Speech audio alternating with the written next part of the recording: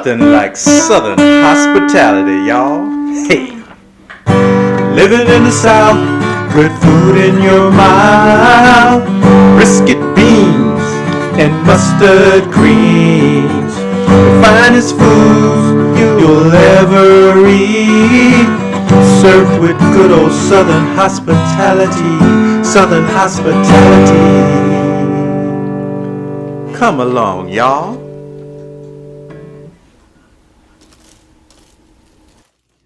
Hello, how's everyone today?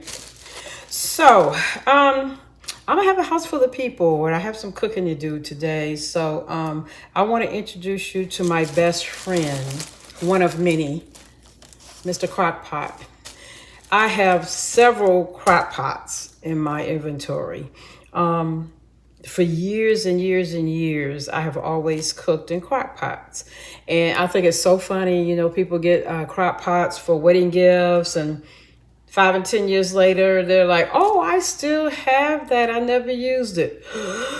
Oh my gosh. People, if you have a crock pot, use it.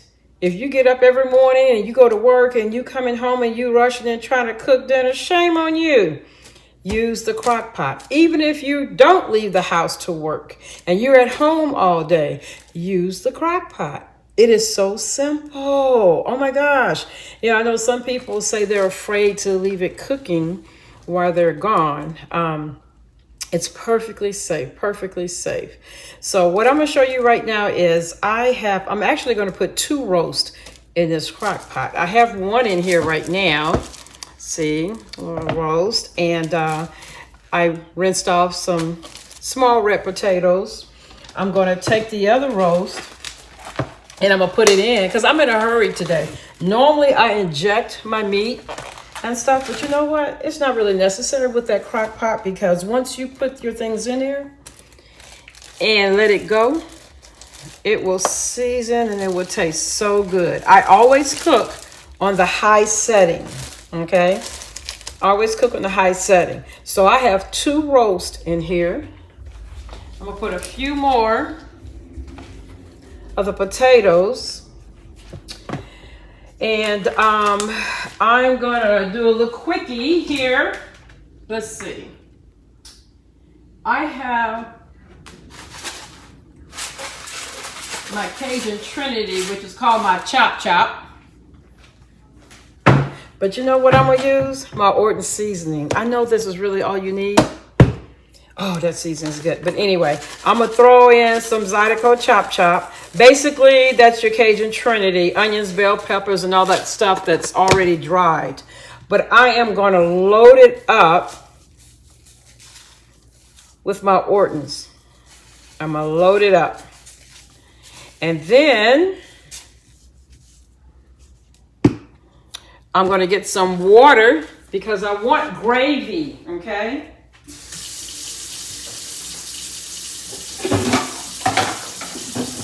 I want some gravy with it.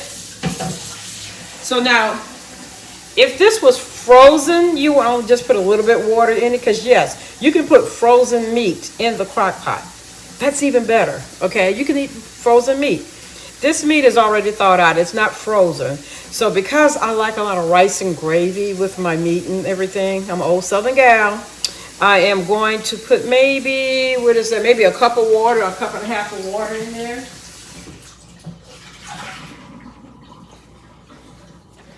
And make it nice and juicy. I'm just pouring it in, filling it up. I think I'm gonna throw a few more potatoes in there. And you see, you could do this in less than 5 minutes. In less than 5 minutes. I have it on high. It's like 12 noon now, okay? So I have it on high, and I actually have it cooking for like 8 hours and 30 minutes, but it's gonna be ready before that. It'll probably be ready in like 4 or 5 hours. Time will pass fast. I have so much to do today. So I put the top on it, and as you notice, I have a liner to make it easier to clean, the crock pot liners. I put that in there. And so my dinner is cooking, okay? Leave the top on, do not take it off, just let it go. Oh my gosh, it is so good. You can do anything. You can do chicken or any type of roast, a pork roast, a beef roast. Um, Gosh, you can even put like a small brisket in there, okay? But you would have to let it cook a little longer. But guys, if you have a crock pot and you have not used it, even if it's a small one, I ought to put it out on my crock pots and show you what all I have. I have a small one. I have next size and the next size, and I have a big one. And I think I have about 5 or 6 all together in my inventory. Sometimes what I do, I'll do the meat in this, and then I would take frozen vegetables. Check this out. When I lived in Japan, I had to get some collard greens, I couldn't always get fresh collard greens. So what we did was, some of the ladies and I, we went and got the frozen collard greens, put them in a crock pot with a ham hock. Okay, if you don't want to do the pork, the swine, you can do the turkey legs, smoked turkey. Put the frozen greens in a crock pot with a little seasoning, that ham hock or whatever piece of meat you want to use, and let it go. You talking about good. It will not taste like it's frozen. One thing I cannot stand is when frozen vegetables taste like frozen vegetables, okay? Another key, you can put like a little bit liquid smoke in there, okay? That'll flavor it up a little bit. So right now, like I said, I have 2 roasts in this crock pot with my Orton seasoning, and I put a little onions, bell peppers, and stuff like that, my little Cajun Trinity in there, and set it on high with some baby red potatoes and just let it go. In about an hour or 2, the aroma will start all over the house. Yes, it will. So we will be back shortly. Hello, I'm back. So earlier I was giving you the lecture on cooking in the crock pot, and I still have the crock pot going over there, and it smells wonderful in here. But I need to make a dessert. I'm actually making a dessert for a couple tonight. I'm going to make some white chocolate bread pudding, but this white chocolate bread pudding is going to have a butter rum sauce. So I like to use a mixture of just a regular old French bread and some of this sliced brochette bread. Now, let me tell you about this bread. It's so good. You can eat it. It's buttery, okay? It's buttery. And I like it in my bread pudding because it enhances the flavor. I always use the regular fresh, actually like day-old sliced French bread. And I can get it at the local store. That's the closest I can get than Louisiana. The local store here makes the French bread. So I have this large pan here, and I'm going to cover the bottom with this bread, okay? And in the pot on the stove, I have some milk, some heavy whipping cream, and sugar that's simmering over there. And once it simmers, and then I'm going to pour in the white chocolate bits that I have. So I am just going to layer this pan. I'm gonna do the sides, the bottom.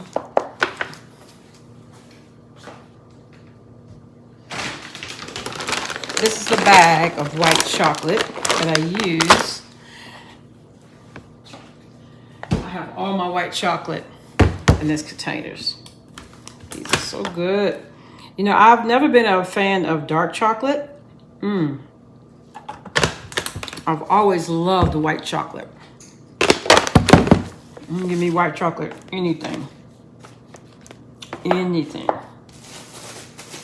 The smaller ones here, I'm going to save this for the smaller pan that I'm making. Like I said, I'm making 2 pans. I'm going to put these in a separate pan for this couple's anniversary tonight. I'm going to make dinner for them. And that's the dessert. So I'm going to use these in the bigger pan. I could use some of the small ones in here. Let me see.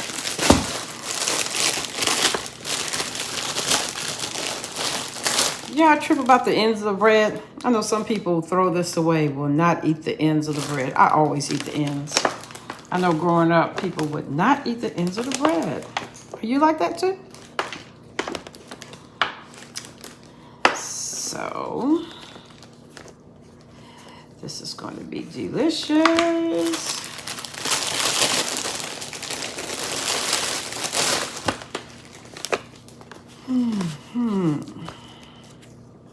All right. So I have my pan here layered with the brochette slices of bread. And they can overlay, that's fine, that's no big deal. So this is what it looks like, okay? And I'm gonna put another layer. But I'm gonna do the bread.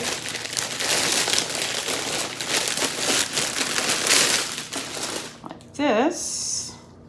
And granted, when you do this, you have to make a lot of sauce. I used the whole milk. Or did I use 2%? I have 2% today, but you can use the whole milk or the 2%. I usually have the lactose tolerance milk in the house, but I cook with whole milk and 2% milk.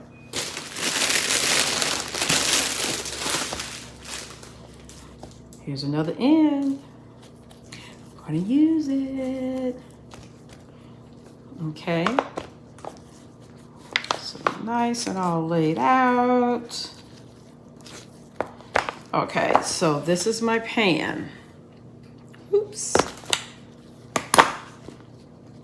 With all my slices of my bread. And like I said, I have the milk and the heavy whipping cream and the sugar that's simmering. And once it simmers down, then I'm going to add tons of white chocolate. Don't ask me how much, measurements. I don't use measurements. I feel, it's how I feel. I feel it. You know, I'm so used to doing it. So I'll add a ton of the white chocolate. Okay, now my bread pudding's in 2 steps. You have the bread pudding, and then, baby, you got the sauce. The sauce. The butter rum sauce. But we'll get to that in a moment. So let me check on my liquid over here and with the sugar and the whipping cream and the milk and see how that's going. And we'll be right back, and we're gonna pour making some collard greens, okay? Yeah, I got roast going on in the crock pot. Let's see how that's doing over here. I put that on at 12 o'clock today, okay? I put it on at 12 o'clock. Okay, so back over here, I'm fixing some collard greens. Now, this is a smoked ham hock that I have in water.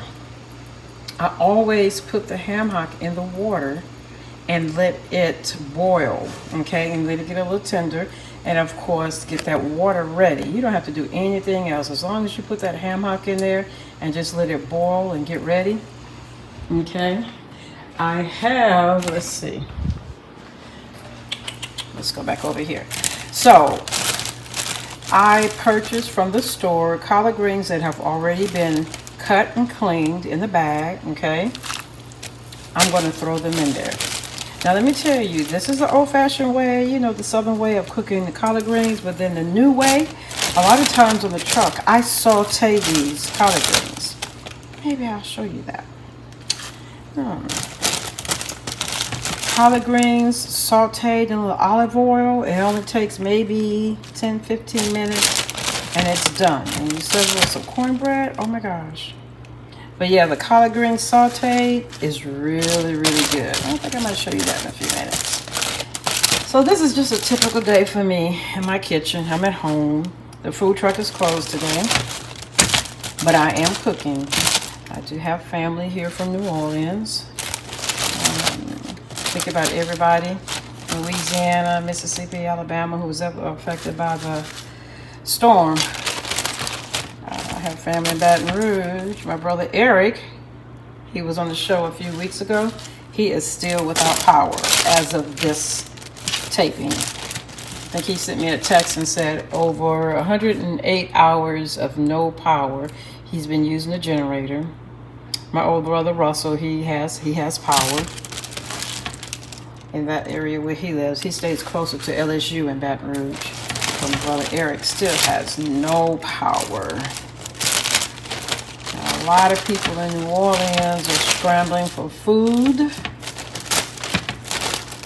And we want to keep all those people in prayer.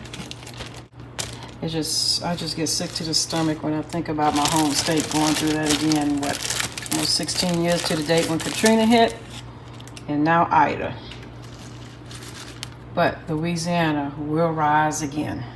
Yes, sir.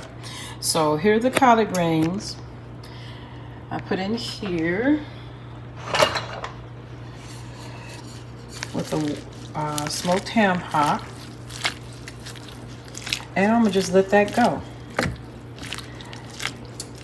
And you know, when I'm in the kitchen, I think about other things I could be doing, like different ways to fix stuff. But I'm gonna show you how to saute collard greens, because I'm sure a lot of people don't realize that you can saute collard greens. So hold tight. Let me get my skillet out, and I'm gonna show you how to saute some collard greens while these cook and simmer. Okay, hold tight.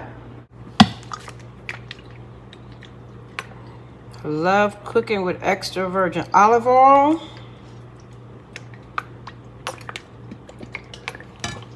Put it in the pan.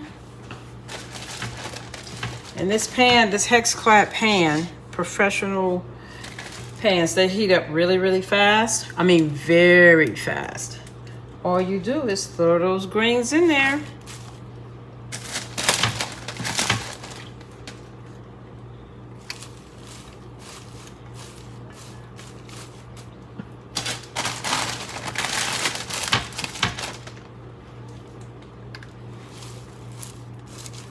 Now these won't have the, you know, I do these on the truck a lot like this because I have a lot of clients that they want collard greens, but of course they don't want any meat, vegetarian.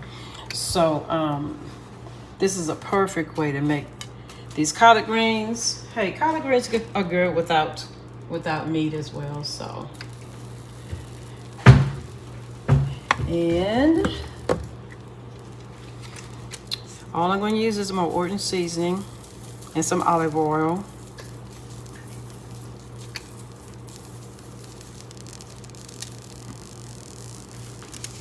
And that pan is heating up.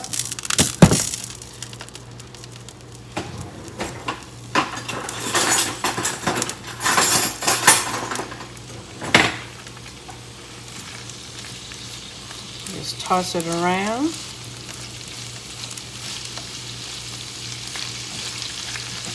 I know I was telling a friend of mine about cooking collard greens, like just sauteing them in oil, and she was like, the only way she's ever done them was like boiling them. I was like, yeah. Oh God, this smells so good. As soon as it heats up,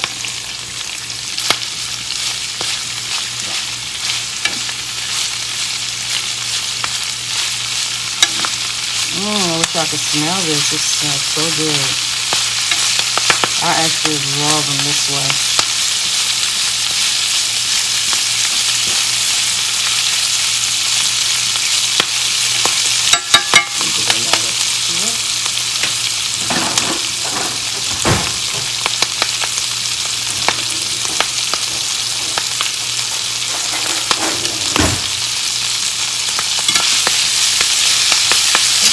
All I'm doing is sauteing some collard greens that have already been cleaned and cut up, shredded, in a pan of extra virgin olive oil with a little Orton seasoning, and that is it. You do not have to be a cook to do something this simple. Look at that. Look at the color. A bit more olive oil.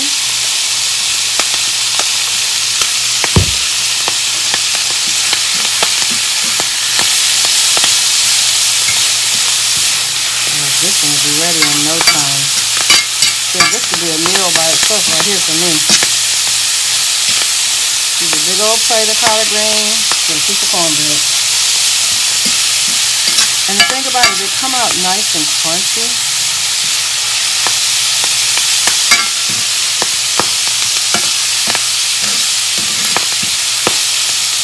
And you're not necessarily boiling away all of the nutrients in it, okay? Just sealing in some of those nutrients. Wow, this is really good.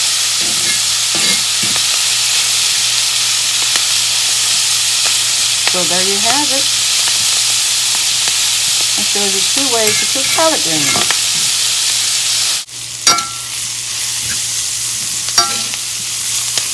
All right. Sauteed collard greens in olive oil. It's hot, hot, hot.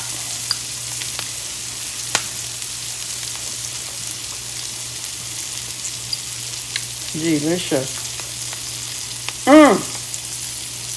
If they weren't upstairs taking a nap, I'm like, come and try this out. I only put 1 seasoning on it. The Orton seasoning. And what's collard greens without a piece of cornbread, okay?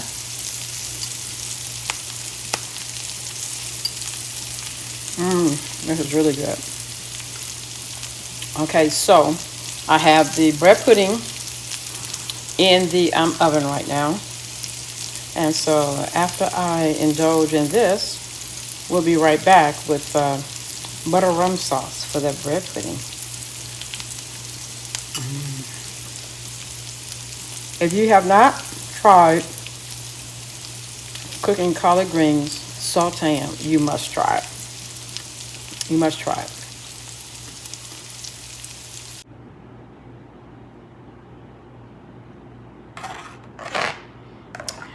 Bread pudding. Okay. So we have the large pan of white chocolate bread pudding, and then I have my smaller pan of white chocolate bread pudding. This is for 2 people. Yes, that's quite a bit, right? But that's okay. Oh, it came out really nice. Can you see that? Look how those came out. I used the sliced French bread on those. This came out really nice. And so right here, I have the sauce. This is a butter sauce, but it's about to turn into a butter rum sauce. But I'm gonna tell you, this sauce is so simple. All you need is whipping cream and butter. Once again, don't ask me how much. Equivalent to the regular stick of butter, say about 4. And as far as the whipping cream, I just fill the saucepan up, okay? Because I'm going to have some sauce left over. I'm going to put it in the mason jar right here, okay? When it cools down, put it in a mason jar. And I'm actually going to put some in these quart containers. These takes heat pretty good. So the client that I'm going to take this to tonight, I'll go ahead and put it in a quart container so he can put the butter rum sauce on it just prior to him eating it. But right now, all that's in here is whipping cream and butter. Lord knows how many calories is in that. But you know what? Like I said, I never measure. I'm gonna do a taste.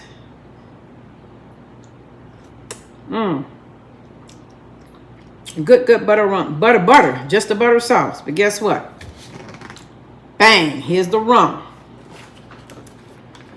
I like to use white rum. And guys, you don't have to get the expensive rum. Rum is rum, okay? I'm just going to pour it in there. How much I'm pouring? I don't know. 1 Mississippi, 2 Mississippi, 3 Mississippi, 4, 5 Mississippi, 6 Mississippi, 7 Mississippi, more. So, I smell it. So, I poured some rum in there. And this pot is still hot, okay? It's still hot. Now, if you pour the rum in while it's on the fire, and it'll cook some of the rum down. But I like to pour the rum in at the very, very end, not necessarily cooking the rum down too much, because I want that alcohol taste to stay in there. So I'm stirring in. Like I said, it's hot right now. It's hot, but it's not on the flame. So I'm stirring in that rum. Let's see. Give me another spoon. See how this butter rum sauce tastes.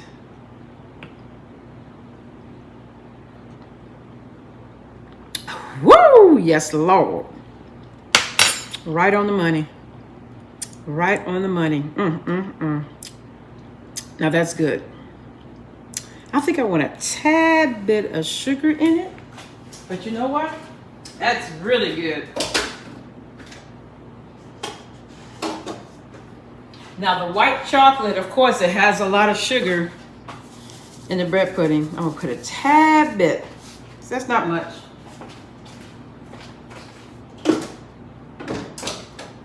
But this sauce is very, very buttery. Ooh, and that rum just takes it up a notch. And so I don't want to pour it on the bread pudding until it's ready to be served. So what I'll do is warm it up really, really hot before serving. But until then, I'm going to put it in containers and put it in the mason jar. And it can stay in the mason jar airtight for several days in the refrigerator, the butter rum sauce. All that's in the butter rum sauce is butter, whipping cream, and the rum. And I just put a tad bit of sugar, but this is really, really good.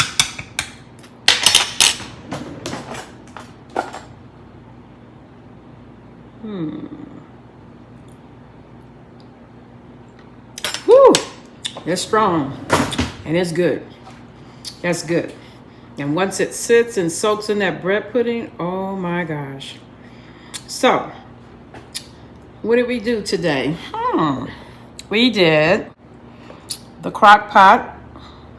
It's almost done. It's still cooking over there. It says, I put it on 8 hours and 30 minutes.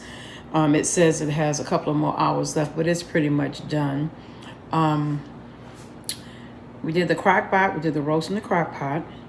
And I showed you how to make collard greens 2 different ways, boiling them the traditional way and sauteing them in olive oil with a little ordered seasoning. And then we made 2 pans of bread pudding. So yes, I've been in the kitchen all day. Like I said before, the food truck is closed today, but I am preparing for, we have people here from New Orleans that evacuated, and I'm also preparing for a couple. I'm going to take them dinner tonight for their anniversary. I do personal chef services. See my shirt? What is a chef? But anyway, that's what I love doing. I love being in the kitchen. It's relaxing for me, especially with everything that's going on back home. It's kind of stressful for me because I wish I could be there to help. I don't know. I wish I could take my truck down there and do something to help out. I know people are looking for food and everything, but keep everybody in Louisiana and the surrounding areas affected by Ida in prayer. And until next time, c'est la bonté roulée. See ya. I was born by the river in a little tent